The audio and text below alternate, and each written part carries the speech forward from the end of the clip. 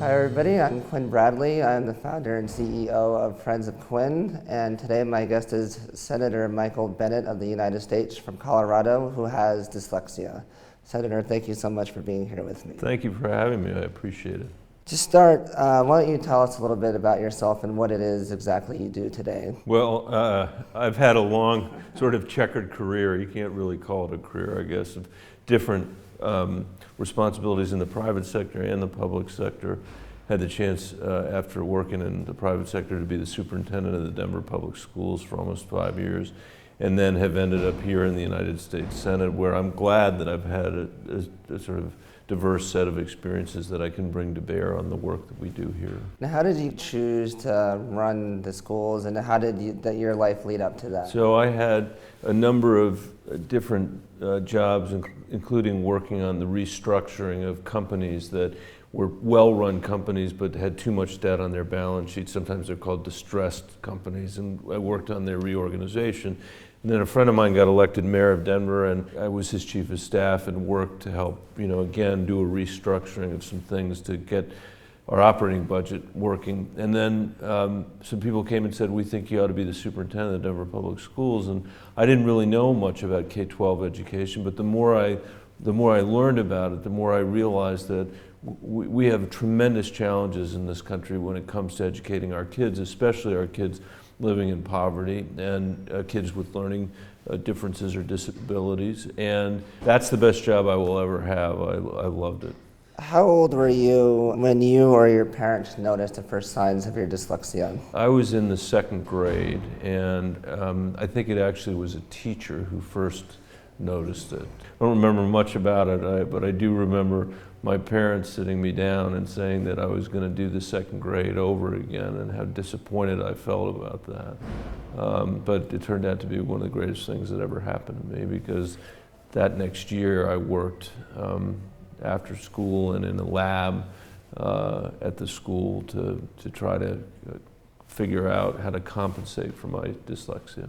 What was your support system like growing up? It was good. It was far better than the average person in this country. It's certainly much better than a lot of the children in the Denver Public Schools. I had a two-parent household for my entire childhood, and I went to good schools, and where, for example, a teacher noticed that I was having trouble with my letters, and it was a supportive environment. And when I see places where kids aren't getting the individualized attention they need, and kids are falling through the cracks for all kinds of reasons, it's heartbreaking.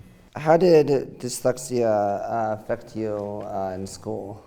It affected me in the early part of my elementary school education, because I couldn't spell well, and I would reverse letters, and I had a hard time reading. But I think that the work they did that next year, and frankly, all I can remember about it was tracing letters that were sand that had been glued to a cardboard card, so that I could get the feel for which way a C was going, or for which way a D was going.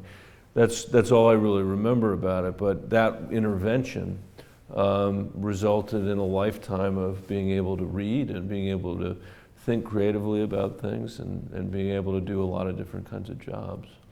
How do you feel about the use of the phrase learning disabilities versus learning differences? I think probably learning differences captures it better. I don't feel in any way disabled by my dyslexia at all. Now, I also should say mine is very mild. There are people that have much more severe dyslexia than I do, but I think I certainly don't consider it a disability for me.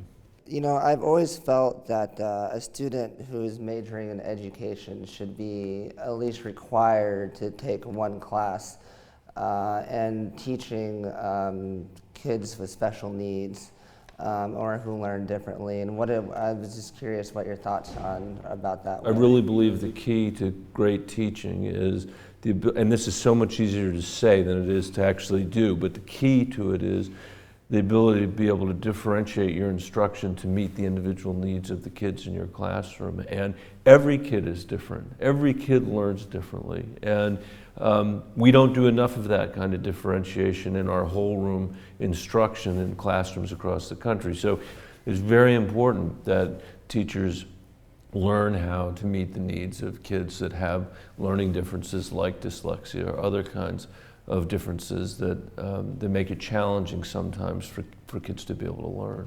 And what advice would you give for a young adult with dyslexia or to a parent who has a child with dyslexia? Well, I'd say to a parent that has a child with dyslexia, you got to break down every door you can for the benefit of your kid to make sure they have the opportunities that are going to be available to them if they get a high quality education. And I think to a young person that has it, I'd say that, you know, it's very clear now that dyslexia, some of the highest performing people in our country are people that have dyslexia, and that it should, I hope, provide some inspiration that there's an awful lot that can be accomplished. Senator, thank you so much. Thank you for having me, Quinn. Appreciate it. It's good to see you.